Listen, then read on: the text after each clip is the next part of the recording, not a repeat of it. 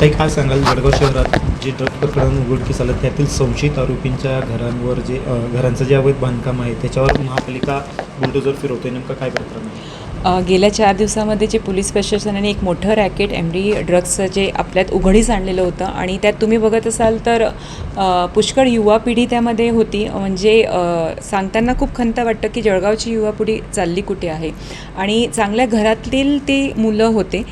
6 मुलं हे पोलिसांनी 5 मुलं पकडलेले होते, 1 मुलगा हा फरार आहे.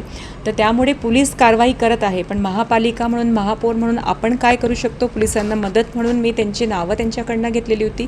6 मुलांची नावं ते मला मिळाली होती आणि त्याच्यावर आपण अतिक्रमण म्हणून कारवाई करू शकतो का हे आपण चेक केलेलं होतं. 2 मुलांच्या घरावरचं अतिक्रमण हे आयडेंटिफाय झालं होतं. त्याच अनुसार आज मी एक देशमुख नावाचे सुप्रीम कॉलनीमधले जे मुलाचं घराच्या बाहेर एक दुकान होतं ते अतिक्रमणमध्ये होतं.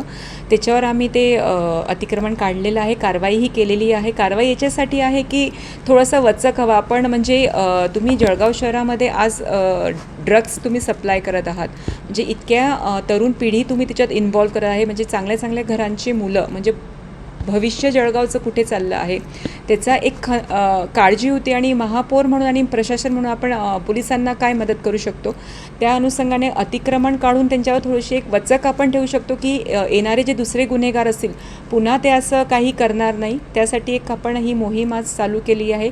आज थोडं एकाच घरावरती कारवाई सुरू झालेली होती. येत्या काही दिवसामध्ये दुसऱ्या मुलांच्या घरावरही ती कारवाई होणार आहे.